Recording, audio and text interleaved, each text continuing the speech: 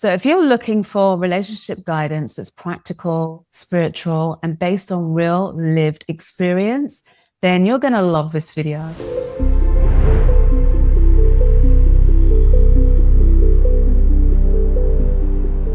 Because today on Ready for Authentic Love on Awakening Airwaves, I have the pleasure of being joined by my dear friend Yolanda. Hi, Yolanda. Welcome. Hi, Gwen. Yolanda is also certified in wellness counseling and various methods of intuitive readings. Her work facilitates new levels of energetic alchemy and reveals the dynamics of mind, body, and energy. Yolanda's classes include all levels of Usui Reiki Viejo in San Diego, as well as mentoring and intuitive awakening courses online. And we'll be sharing her links at the end. But I am so excited about this chat, Yolanda. So excited.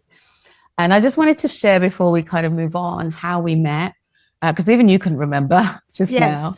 But we met a couple of years ago when you interviewed me for the Reiki Healing Summit, the Reiki Raise Healing Summit, and also your channel, Reiki Radio, your podcast. And then I was so sort of fascinated by you and so happy to meet you that I wanted to find out more about you, and you came on my platforms, on my YouTube, and we had a lovely interview there. And I think for us, it was just a lovely connection. I think sometimes, you know, it can happen where there's like a soul remembrance, if that makes sense. And I think we both wanted to kind of stay in touch and maintain that. And so we've been catching up with each other once a month, once every couple of months now, on Zoom, because you're in the States in San Diego, I'm in UK in London. And so it's been great just to be able to kind of talk about everything and anything. And we can talk for hours. Yes, that gets us in trouble. It does. Night turns to day, day turns to night. It's like that. But yeah, I really wanted to speak to you today to talk about your experience of relationships. And so I have quite a few questions for you. And as we know, relationships can be quite complicated, quite complex. So my main intention really for our conversation is to give anyone watching this a different, maybe deeper perspective on how to navigate relationships. Or this may even validate what they currently know or are experiencing relationships, because obviously no journey is perfect, right? Right. But we will respect your privacy. So we will delicately be journeying through your past experiences and your perceptions of relationships before we begin to explore how you feel about relationships now, your present insights and your understanding. So I wanted to start with relationship role models. And I wanted to find out from you, growing up, what did you predominantly witness around you in terms of role models?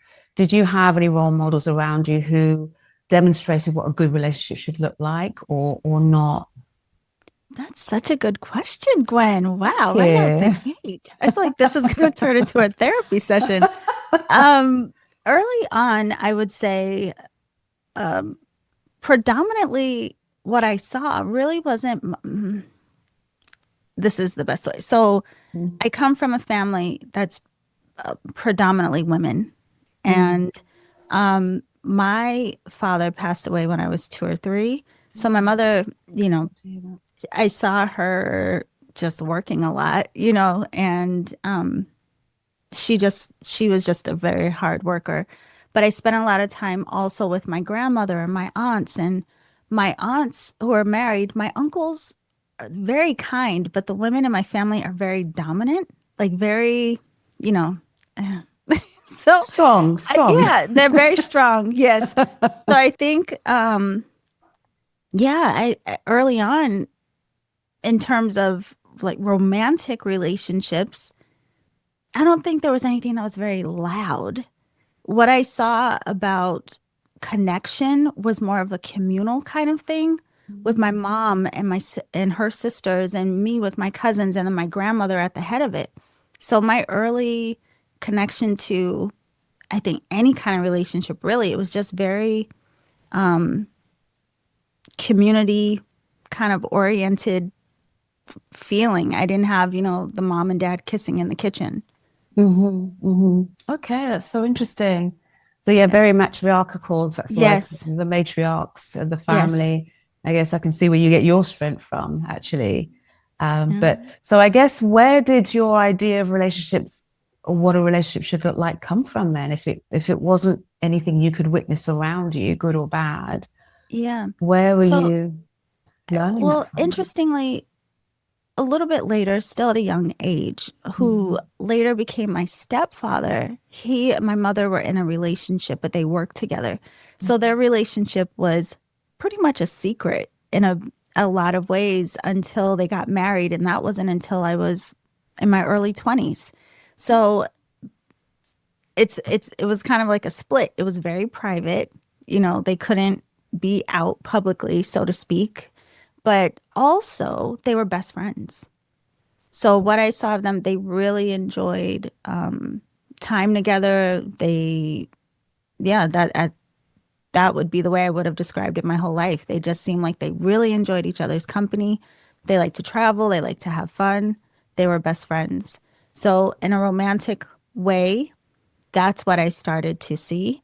Mm-hmm. But I wasn't very much, tied into that because he didn't live with us. They always lived separate until they got married. And again, by then, I was in my early 20s. So, You've left. yeah. Yes, I was gone. It was just, yeah. Yeah, So growing up, it yeah. was just me and my mom.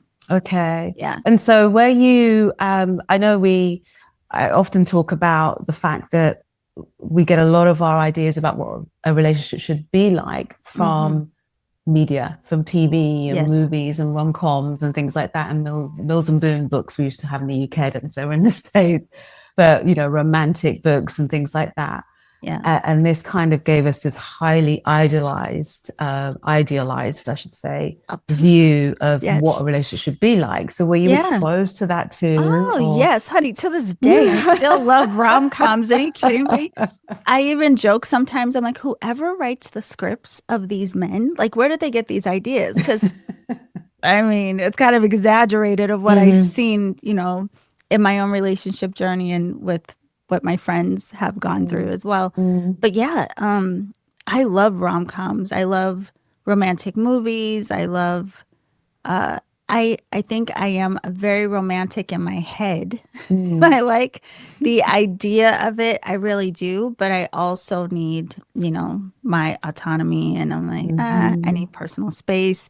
So yeah, I absolutely. And growing up in the 80s, I think of all those 80s movies. Those some of those were tragic, but like 16 Candles and but those movies growing up, yeah. with the teenagers in love and all of these things, Mm, yeah, definitely shaped a lot by all of that. wonderful. So how, in terms of still focusing on when you were younger, Hmm. how were you being in your relationships? Bearing in mind you've come from this kind of this matriarch background, Yeah. and very kind of dominant, very much Hmm. in control. Yes. How did it shape who you were attracting when you were younger, in your younger years, and Oh, my how you younger behaved? years was terrible. It was terrible. In my younger years, it was terrible because that definitely had an impact. I remember, several people that I dated when I was younger, I would get feedback from guys saying like, "Oh, you think you're a guy?" And I'm like, "What does that even mean?" Ah. But I wasn't, you know, like a soft, really soft, whatever the idea of what I should have been. I was Mhm. not. And I was very, again, like, I like to spend time with my friends. I'm not going to be chasing after you. I want to be in my own space. So I had a very challenging dynamic in relationships when I was younger. One, because I was very insistent on being independent. I really have no time for like nonsense type of thing. And there's a lot of gameplay when you're young. So there's a lot of back and forth. And I think and I know because of my personality, it caused a lot of clashes. So I had a lot of very terrible relationships when I was much younger. Yeah, Mhm. it was hard, but I definitely hindsight now learned a lot from those. But I think back then it made me even more guarded. So add on Mhm. the layers of like only child and da da da. I was already very, independent in a lot of ways anyway. And going through relationships that were like that, on top of, I think, moving around a lot when I was young. Like we moved from the East Coast from DC to Boston. And by 13, I was in California, right? So there were a lot of aspects to my life that made me very guarded. So that also, people would try to be close to me, but I wouldn't let anyone fully in. So yeah, it was challenging for me younger. Wow. Yeah, I didn't Yeah. realize that. Yeah. Mm-hmm. Yeah. Because I think we have, I guess because we have different aspects of our lives, right? So you Yes. have, relationships, family, work, money, whatever else, we might want to sort of look at health, for example. Yeah. And there's always, for me, for example, great on money and career and health, but relationships was always a struggle for Yes. me. Yeah. And for other people, it's different. So would Mm-hmm. you say that was your main area of difficulty kind of growing up at the time? 100%. Yeah. Yeah. Listen, I even used to say I'm a great friend, but I wouldn't date me. Like I said back then, I would date me now. But back Okay. then, yeah, no, absolutely not. I was feisty and I Mm. was very, I would cuss you out fast. Like, you know what I mean? Like really, truly. Um, and I think that was also what was challenging in relationships, because there is a lot of people, I think, even because of this voice, like I have this soft voice and I would tend to keep to myself. And, I'm not like a big, loud personality in the room. So a lot of Mm. people would have these assumptions of me and they would Mm. try it. You can only push me so far, right? So then it's Yeah. like, here comes the firecracker. And it was shocking a lot of times to people. That's the But it's prize. like, yeah, I'm nice, but don't push me too far. Mm-hmm. And yeah, relationships 100% have been the Mm. greatest teachers in my life. And Mm. the ones early on, I can admit, not all, but I would say definitely most. Like I was the jerk, and it wasn't in a cheating kind of way. It was just kind of I had an attitude of almost like, I don't care if you're here, and I only want you in my space when I didn't prioritize relationships Mm. romantically. I really Mm. didn't. I Mm. prioritized my friendships. And it wasn't that I didn't want to be in a relationship, but I didn't trust anyone in that way. And again, I wouldn't let anyone come in close. So yeah, I definitely had a lot of, I shouldn't say a lot. It sounds like I dated like 1,000 people. Why I keep You've saying that? lived a good life. Yeah, I have lived. No, but It's some fine. of There's my no most, judgment here. There is yeah, no judgment. but my most prominent relationships, I would say, like, the real ones that lasted, Mm. significant lengths of time, were definitely some of my greatest teachers. Yeah, Hmm. yeah. And I think it's similar to me because I grew up seeing my dad be awful to my mom. So I had Mm, this kind of defiant streak in me too, in terms of yes. relationships and even in my previous marriage. So I was very kind of like yourself, feisty, wouldn't take any rubbish, just Yeah. wouldn't stand for it because it was more than just that thing. It meant so much. It's like I was doing it for all the Yes. generations before me. Yeah. But yeah, it did mean kind of like you say that we then don't let people in. We have Yeah. this guard up, this defense up, Mhm. which, we think we're kind of protecting ourselves, but it Right. is really keeping people away. Yeah. And so we have this split desire. We kind of want it, but then we don't want to get hurt. And then, yeah, Yes. so it's a back and forth that takes place. Yeah. So, And then yeah. even with my village of my mom and my aunts and my Mm, grandmother, there was always this instilling on top of that of, mm, again, being fiercely independent and not mm, needing anyone. And mhm, so while they really emphasized, almost like, I feel like it was, don't get trapped, this kind of mm, feeling. Now, hindsight, they didn't say that directly, but there was just such a importance that they would convey to me and my cousins, have your own money, have your own this, da, da, da, da. Just be very independent. Don't depend on anyone. You don't need anything. And although well intended, sometimes those kinds of things, you take them to the extreme. Mhm. And so it can even create like a bit of, I don't know if it's like fear, but a bit of skepticism. You know, again, even though that's not what they intended with their words, but if that's what you're saying, then it's going to naturally create this feeling of relationship like, ooh, why? I can't trust the person. I can't merge with the person.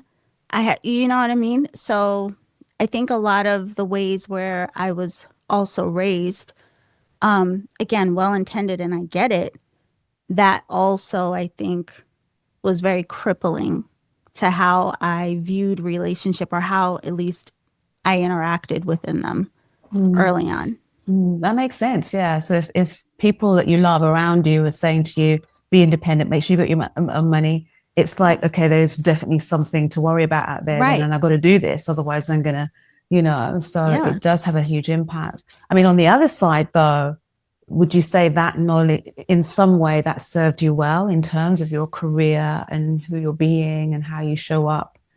Oh, It yes. benefited you? Yeah. There's so, and it's funny because there's always that, duality, right? I think a Yeah. lot of how I was raised, even just the part of being an only child and moving around in this, it gave me a lot of qualities that I think have served me and support me, but then also have been to my detriment. So there's Mm-hmm. always the side of like, yes, I think it's great to have that idea of be who you are, feel strong in that. Don't let anyone try to take that away from you. Don't let anyone try to dictate to you who you are. That's a beautiful thing. But also, it would have been nice the other half of that of, but don't be too rigid and you can learn from each other and like these kinds of Balance. things, the Yeah. balance, yeah. And so yeah, that wasn't there, but I would say probably, well, not probably, absolutely, when I hit 30, then something shifted. Mhm. And I had this awareness, this knowing that I wanted to experience relationship differently. So the relationship that I went into at that time, I was consciously choosing to be more vulnerable and to be more open and be more welcoming of, let's, I joked and said it was cross pollination, because before it was like, I have my friends, you have your friends, and we don't need a Yes. mix. And then at that relationship, it was a very conscious choice of like, okay, we can all come together and commingle. And Mhm. I just allowed myself to experience, it was like experimental in a way. And Mhm. that shifted a lot for me and taught me Mhm. a lot. So I think sometimes we have to not just look at what we think was wrong with the people we dated, because a lot of times we do get caught up in that, like they were this and they were that and they were that. Listen, I could yip yap about that all day. Fortunately, even before I started the work that we do now, I've always been very self reflective and I could always admit what my position was. So I was always aware of how I was in relationship. But the difference was I thought I had justification instead of seeing how it may have been problematic. And so later Mhm. on, I started, in that relationship where I allowed myself to be more vulnerable, that also allowed me to hear someone else's feedback differently. And instead of trying to justify or thinking I have reason for my behavior, it caused me to pause and go like, wait, where does that come from? Why do I do that? Why do I respond that way? So Mhm. once I started being curious about how I was contributing in relationship, that's what changed a lot for me. Mm. And thank you for that. And did you find your choice changed as well? Your choice of partner changed with that decision, or would that have worked in the earlier relationships as well? Do you feel? Quite literally, it changed Gwen. So when How did I know? I don't know. I was 30, I had a girlfriend. So yeah, it was a Oh, huge okay. change. Okay. Yeah, and I honestly, I think that had a big part of why I allowed myself to be vulnerable in that space. And we were together for 4 years, and it was a totally different dynamic than I had experienced before. So, yes, in a lot of ways, completely different than anything I had encountered before, and definitely added to knowing myself differently. But in that knowing myself differently, it also then changed the way that I understood relationships. So it even, in part, I'm sure it had to do with age too, because that was, going from teenage 20s to early 30s. You change in a lot of ways, but it also made me reflective of even my mom and what I did see, just like you asked in the very beginning, and what her relationship dynamic was like. So that time in my life, and 33 is when I came into Reiki and meditation and all of this. So it was like right in those early 30s, I was questioning everything, everything. I wanted to just get to understanding. I don't even think it was just myself. I wanted to understand life. I wanted to understand why everybody was acting the way that they were. So, yeah, there was a curiosity that came in allowing myself to finally be curious about myself instead of assuming I knew myself, because really I didn't. It's so interesting. And did that relationship impact your other relationships, family, and how you related with them in terms of approaching Like communication telling them, differently? Well, not so much that, oh, but more, and we can talk about that, but more in terms of conflict, how you dealt with oh, conflict, how you sort of handled that side of things with your family. Did it affect, everything, how you were being with one person? Was that how you were with everybody? yeah. That So makes a sense. lot, yes, even with friends. I mean, so much shifted again because I was consciously choosing to approach myself differently, but also at that time, my mom and stepfather had moved back to the East Coast. So then I was in California by myself. There was just a lot shifting in my life at that time. And with my mom moving away with 3,000 miles between us, all of a sudden our relationship got better. But it was Okay. also, yeah, but it was also a time where I was valuing relationship, and not just romantic, just family, friends, everything. I started to recognize the value in my connections differently. So I started to have a different appreciation for the people in my life and like what they really meant in my life. And that also caused me to show up differently in relationship. And I would say that really escalated the valuing people. In 2020, I had 3 friends pass away back to back. And that was the first one. It was the first time I had lost a friend. And then so for 3 back to back, it just knocked me out. And that was all during, the pandemic and everything. Although none of them died in relationship to that, Oh, interestingly. okay. But then that also emphasized to me, like I honed in on what each of them were in my life. Like what did this person teach me, and what how was my life different because I knew them, and because I had the chance to do it 3 times in a row like this, now I approach everyone in my life this way. It's like my family, friends, clients, relationship, everything. I'm always acknowledging consciously why I appreciate that you're part of my path, why I appreciate you're a part of my journey. And I will say that that approach also helps in romantic relationships, because even when I started practicing Reiki and meditation and going deeper into self reflection, then I did become very curious of why do relationships always feel like I'm sitting in a classroom? Like, what's really going on? Right. So then I would be very curious about, okay, what is this person doing that's poking my buttons? Why is it poking my buttons? Right. What is it about this person that I respond in this way versus if this happened in my past relationship, my response would have been much different. So I started really dissecting what different people bring out in you to show you about yourself, what it is that I respected in relationship, what it is I didn't value, and why. So, yeah, I don't know if I'm answering anything you said, but No, it's wonderful. It's yeah. I mean, you moved on to where I was going to go to about the spirituality, but it's Yeah. interesting, as you said, the self-reflection continues. And I think there's a realization that the relationship is a bit of a school. Earth is a Yeah. school anyway, but the relationship is the best school because everything is reflecting back to you something. Hmm. As you said, and acknowledging that, okay, I'm reacting this way. Why am I reacting this way? Rather than blaming the other person and you're just blind to anything and therefore not changing or Yeah. deepening. Um, did you find as well when you had, I do want to look at the spiritual side of things, but do you find that when you have,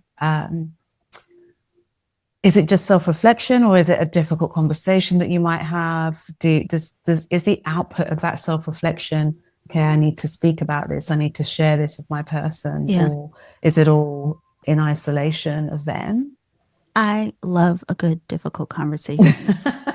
The problem, Gwen, though, is not everybody does. Yeah. No. So the last couple of relationships I've been in, I've really tested those waters because prior to that, I was very, there's nothing to talk about.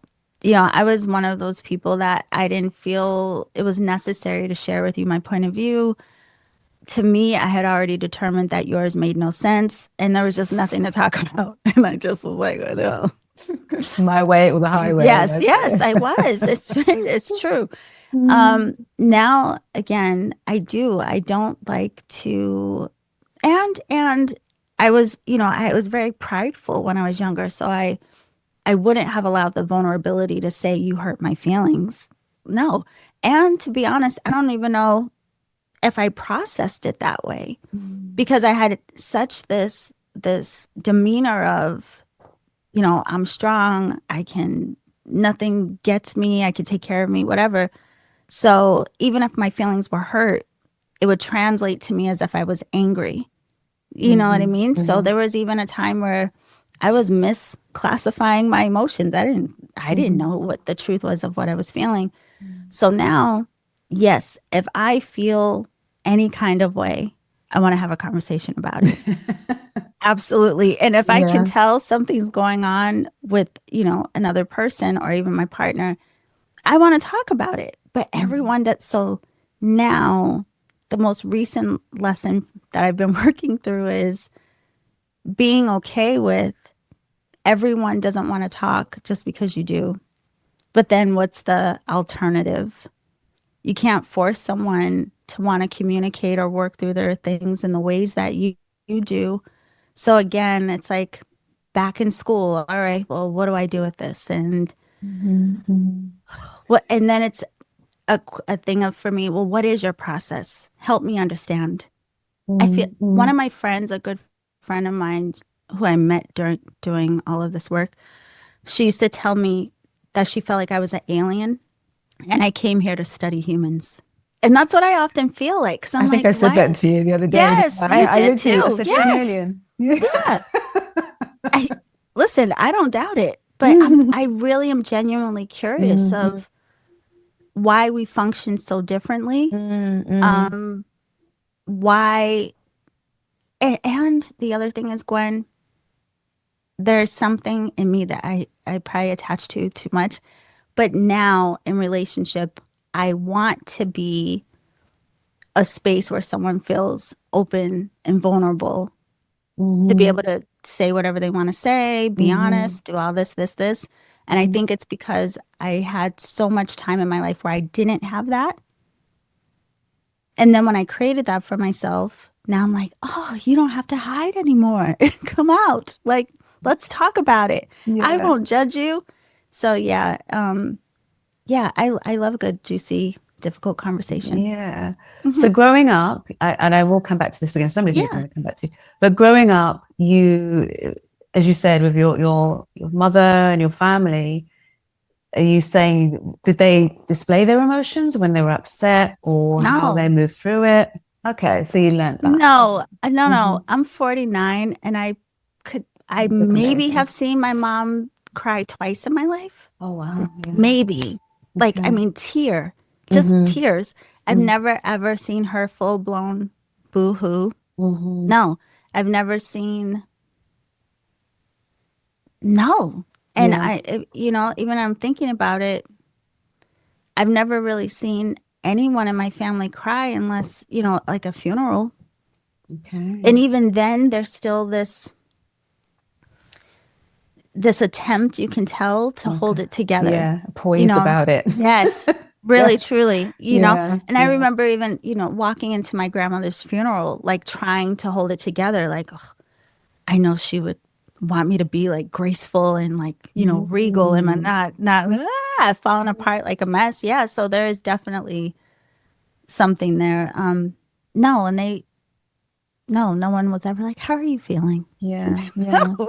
Yeah, it's good. I'm And I like, guess it's interesting to know where it comes from. And again, yeah. similar things. Mine's slightly different. My mum was over emotional, which I saw as a weakness. And so I Mm, again learned to hold that in and be more yeah. rebellious and was rebelling against my father at the same time with my Uh, emotional displays. So yeah, but we totally do pick that up, don't we, from the people around us and our yes. families. And so it's great that you've gone through this process of unlearning that, realizing it actually doesn't serve you. But I mean, Mm, interesting to explore more where you're talking about wanting to hold space for people to be vulnerable, but then they're not stepping into that space and wondering what could, if is there anything missing there? Because I remember one of my students on the Reiki course, she was a psychiatrist and mm, she was in a relationship and we were talking about this as part of the Reiki principles. We kind of get a bit coaching on it. And, she said that her partner, she said she tries to have these challenging conversations with her partner. And he says, oh, I think you're actually trying to treat me like your client. I'm not your client. uh, Okay. And so then I said to her, okay, so you're speaking your truth with him, but are you being vulnerable first? And she mm, said she wasn't. And she yeah. realized that was the missing piece for her. Yeah. I don't know if that's the same with your situation or it's just, Well, it's funny you say that. I think that is something that a lot of people in the healing realm have to learn. Like we yeah. often can see what will support someone else, but often don't take the same medicine we're handing out. I think that's a big, big Yeah. lesson for all practitioners. Not all, but a lot of Mm-hmm. us. Um, no, so interestingly, because I really have always been so curious about people, and I was very introverted when I was younger too. So I was always the one just observing. And Mm-hmm. again, back then, honest, I just Mm-hmm. thought everybody was crazy. I just was like, people make no sense. People are Get me off this crazy. planet. I don't understand. What am I doing here? And I would ask my mom all the time, like, why? But why? And she'd be like, honey, like, it takes all kinds to make the world go round. That was her standardized answer for me. Like, Okay. because that's how they think or because that's who they are. And I'm like, but why? So luckily for me, I guess in my 20s, yeah, in my 20s, I was introduced to astrology in a more serious kind of way. I had always been curious about it. I knew the general ideas of the signs when I was younger, like, oh, you're a Gemini. We're going to be best friends, like this kind of thing. Because I'm an Aquarius. And I'm a Gemini. Yes, and they say we're best friends. Yes. But when I finally took astrology classes, they're learning about what the different planets represent in terms of our personality profile, so to speak, right? It's not just our sun. One of the ones I was most interested in is our Mercury. So whatever sign you have Mercury in really points to how you process thought. This is like Okay. the key I was looking for my whole life, right? So I finally started to learn, like, yes, no, we don't all think the same, but look at how we process differently. So this really gave me a way of understanding, like, oh, if someone's Mercury is in Pisces, they may be more, poetic, dreamy in thought. They're not going to really get to the meat and potatoes. They're going to paint a picture for me, right? Whereas like my Mercury's in Capricorn, I want the meat and potatoes. You could Mm-hmm. tell me the story, but give me the meat and potatoes up front. Because if you start out just painting all over the place, I'm gonna be like, what? Hold on. Just direct. Just Tell give me the me. point, and Yeah. then I can go on the journey with you. Yeah. So I was fascinated by this, of really understanding the different ways that we could all take a bit of information and completely process it so very differently. So that helped me a lot in relationships. And really, then what I would have judged and criticized before, now here I am curious again. Mm. So I really, even in my relationships, especially with the difference in communication, now it makes me go like, okay, I pause. Like, okay, this person, their way of processing information is much different than me. So let me take a breath. And, then it becomes like an experiment to me. If I ask a question, how do they respond? No, that didn't pan out. If I give them an hour and come back around, how does that? No, right? If I wait a couple of days, oh, they come back and say, I thought about this. Yeah.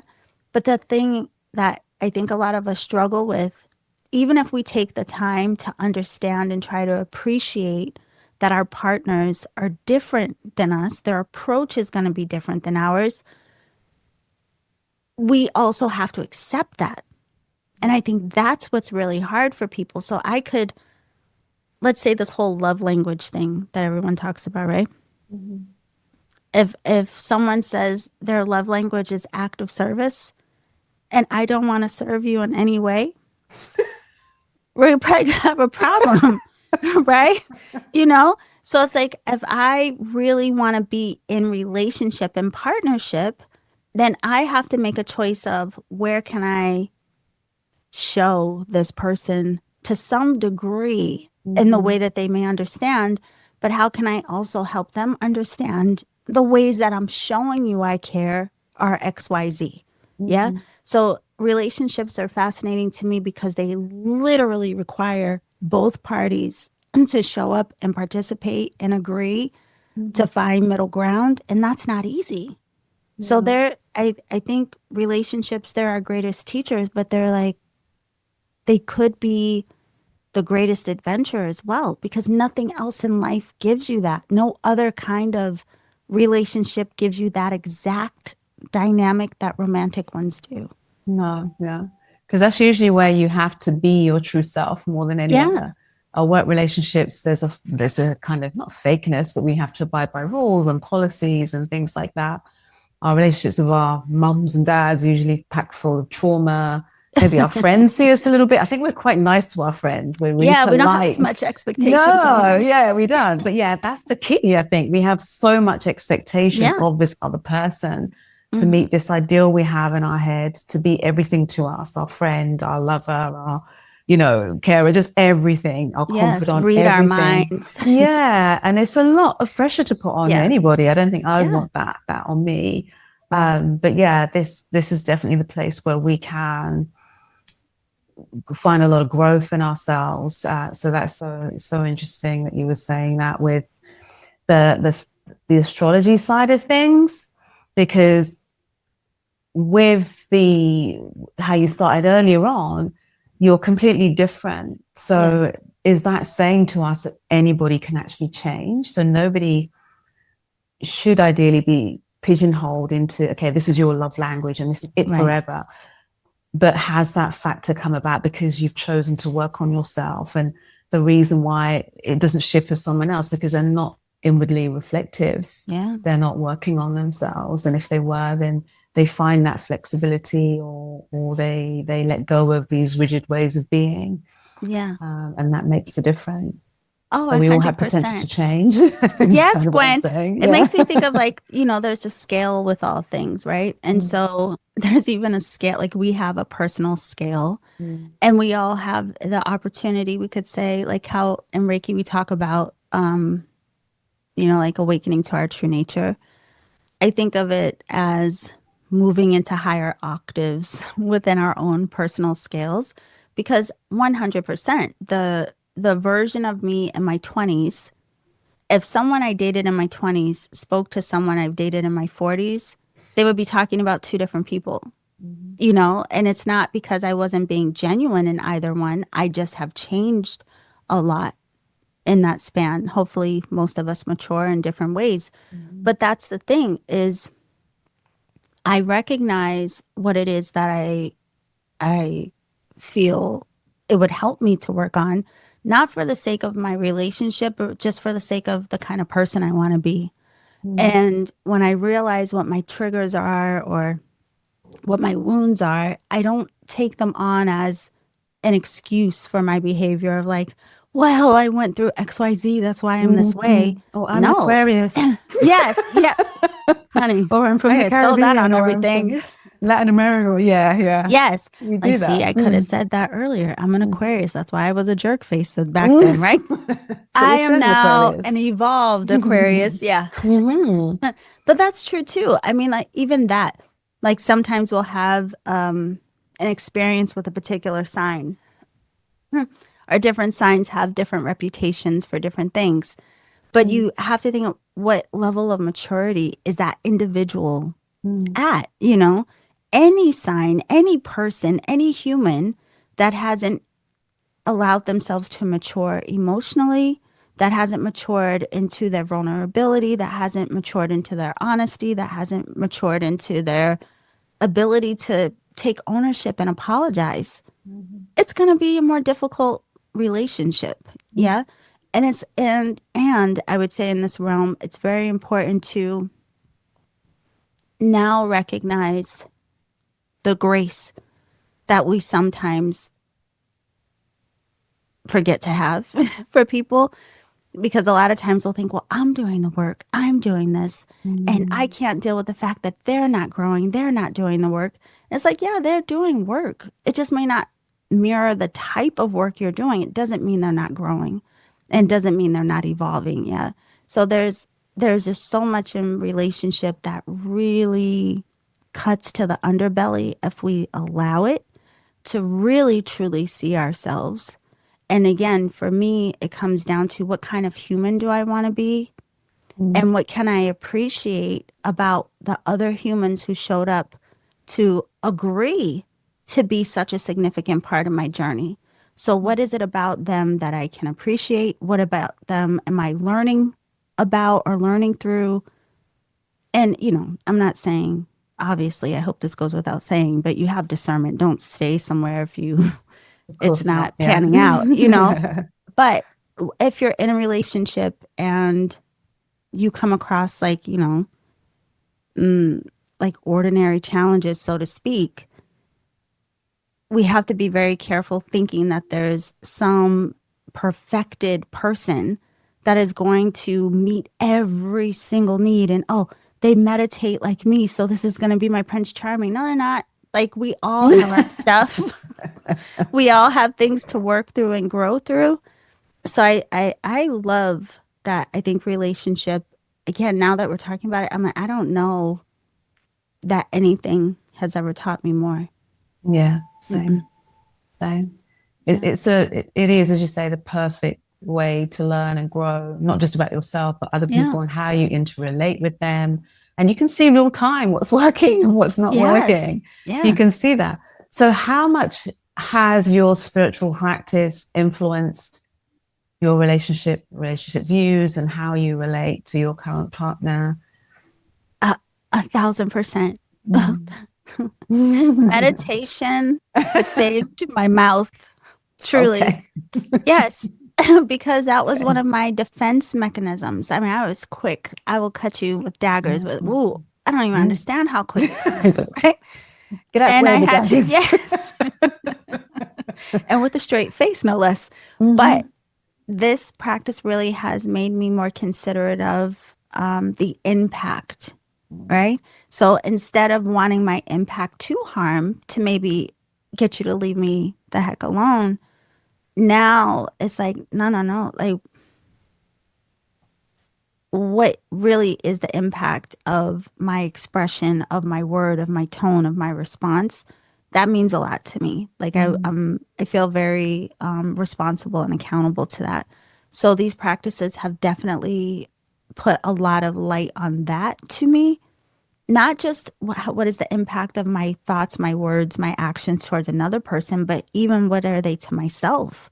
What is my self-talk? How do I treat Yeah. myself? What all of these things, But Reiki and meditation, I would say, have taught me to breathe, have taught me the ability to pause, the ability to process for a moment before anything comes out of my mouth, to really recognize and be accountable to, again, how am I viewing this person? How am I viewing the situation? How am I viewing myself?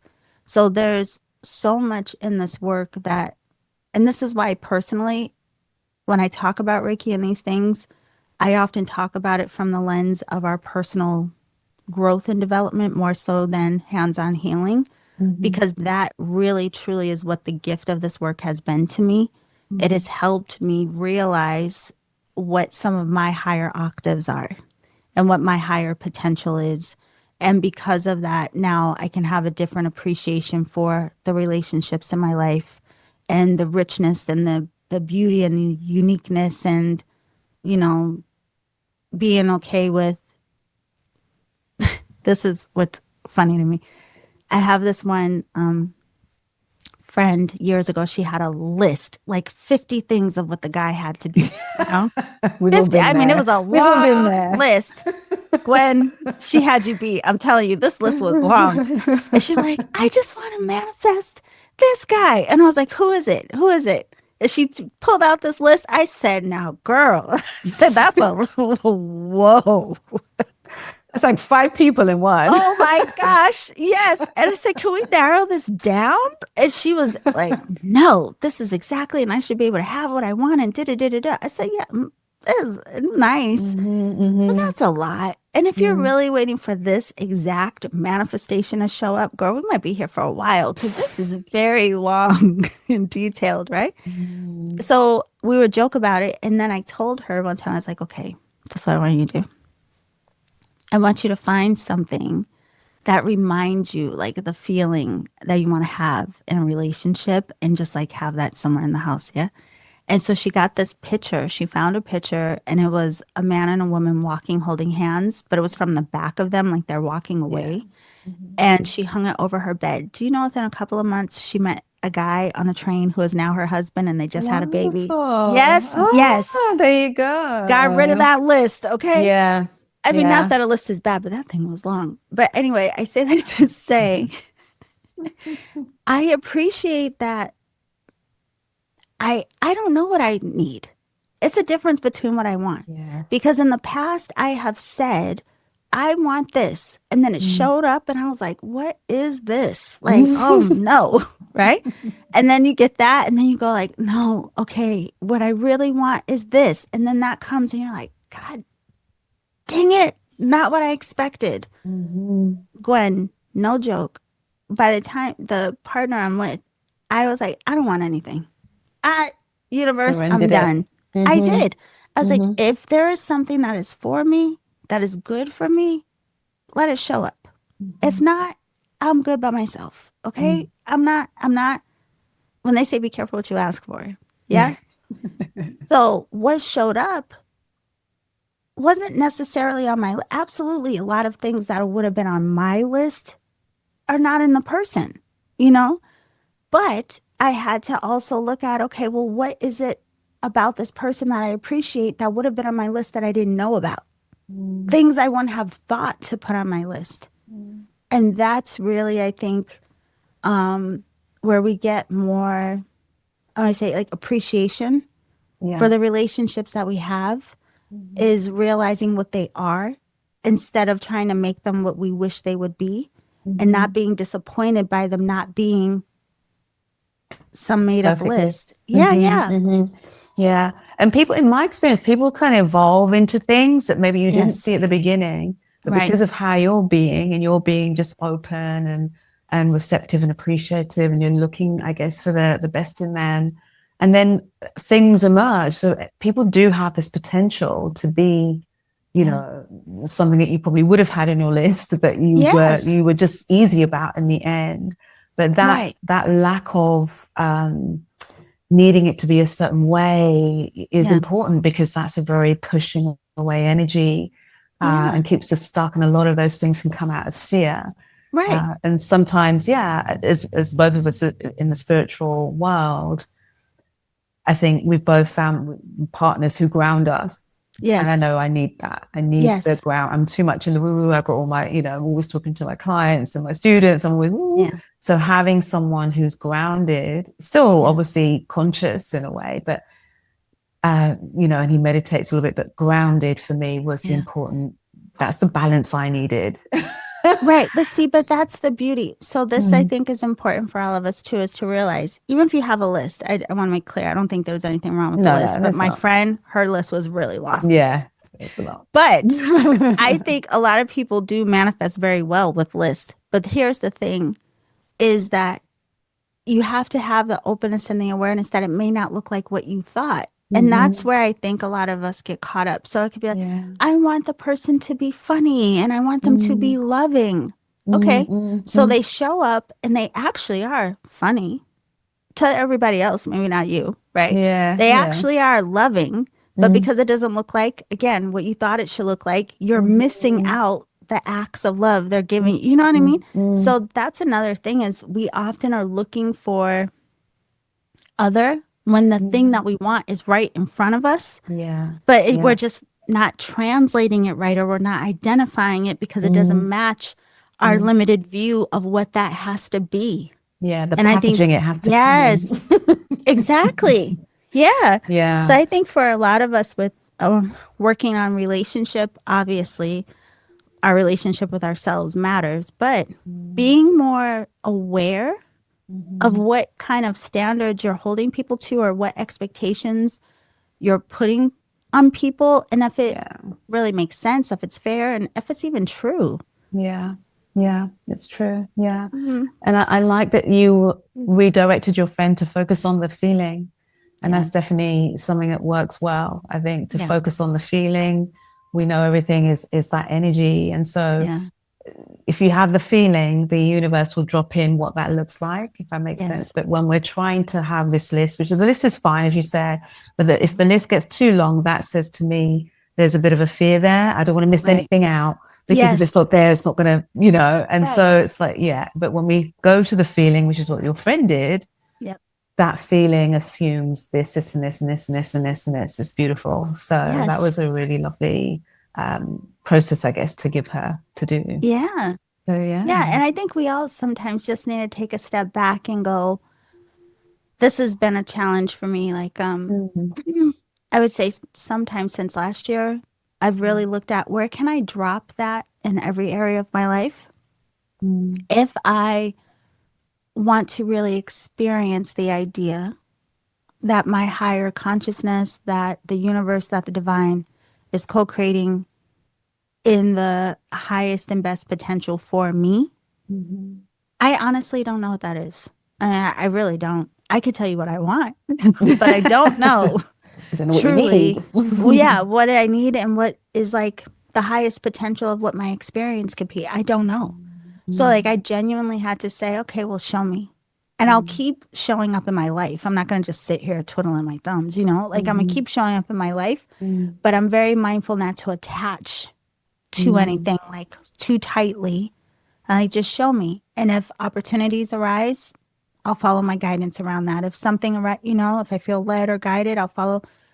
But I think that also is what led me to having the most, I want to say, rich and dynamic experience and relationship now, is because that's also what I did. I took off the grip and said, I don't really care unless you have a better plan, like you show me and I'll see what that's about. But I also had to be willing to, just like we said, I had to be willing to recognize what was truly in front of me, rather than being too attached to what I thought was supposed to be in front of me. And that surrender kind of speaks to a lot of dilemmas or problems we go through, where we want the outcome to be a certain way. We want to start doing to fix things and get it right. And then when we keep, I guess, coming against a brick wall, it's in that moment that we surrender and go, do you know what? You know what I want in my heart. I trust you. You just kind of look after that and deal with it. Yeah. And that's when whoosh, it all comes flowing through. So no matter what area, that same approach will always work. But we're quite stubborn as human beings, and we like to feel that we've earned it and we've worked for it and we've created it. Yes. And we have to be like pushed until we've exhausted everything, and then we surrender. And I just wish, I wish I could just do that surrendering right at the beginning, Yeah. But it does yield this beautiful thing, whether it's a relationship or career or purpose or whatever it might be that somebody's wanting to sort of manifest for themselves. It's trusting that there's a higher power that sees the bigger picture, and we only see this little snapshot, this frame. So yes. Yeah. The one last thing I want to say about this, that relationships, I think for some people is important. I think a lot of times people beat themselves up too if a relationship doesn't work out. Thankfully, that has not been my issue. Like I really genuinely, and this has always been true. Like I've never been like, oh no, something's wrong, didn't pan out. And like, oh, well, what did we learn? I've always felt like, oh, well, what did that situation teach me? And it's time to move on and no problem, right? But I think a lot of people beat themselves up over what, they may call a failed relationship, or, oh, I thought it was going to be forever, or I thought it was that was supposed to be my soulmate. Again, there's a lot of projection there, a lot of expectation, attachment, all these things. So just a reminder to, like, be gentle with yourself and not beating yourself up over things that didn't pan out. They were what they were for the time period that they were. And again, where were the gifts in that? What did you learn? Even if it was sunshine or not, you learned something in that. And again, I always think of it as like a bow of gratitude to the teacher who was the person I was in relationship with, And that's how I actually healed a lot of energy I was carrying around old relationships, was really allowing myself to like fully, truly just have an honor of thank you for being part of my path and the lessons. Wish you well. Never have to speak to some people again, and that's fine. But it's just the, having peace with, having peace with some relationships don't last forever, and that's okay, and not beating yourself up about that. I love that. It's a beautiful way to finish off. And I guess remembering that we can connect the dots backwards, as Steve Jobs says. We don't know what's coming up and what the plan is. So we hold on to something. We're missing this person here, waiting for it. So it's a beautiful way to sort of understand it, and just giving them thanks. You've learned something, understood something about you that you can then bring to the next relationship, because we take ourselves with us, we take that energy with us. So that's so beautiful. Oh, Yolanda, thank you so much. Thank you for the therapy session. What do I owe you, Gwen? It's been mutual. It's been beautiful. I'm sure people get a lot out of this conversation. Particularly, I'm always going on, and you've said as well, the compassion, the letting go, the trusting. There were some really lovely things to share here, but also understanding where that may have come from, certain behaviors and what we do in relationships. And when we see that and become conscious of that, we can start to heal and let go and move forward with that. But there's a beautiful lightness to your approach to relationships now, which is just wonderful and freeing to have discussed and unveiled. Without getting into too much of your business, as they say. It's been lovely. But thank you so much, Yolanda. Thank you, my love. Thank you. And anyone watching, please be sure to subscribe to Awakening Airwaves to see more videos like this. And there's so many wonderful teachers on Awakening Airwaves, of which Yolanda is the founder. Would not be here if it was not for her. So share any comments you have if you like this conversation, or perhaps want to ask a question, then you're welcome to put that in the comments, and we'll get back to you for sure. But until next time, everybody, thank you so much. Thank you.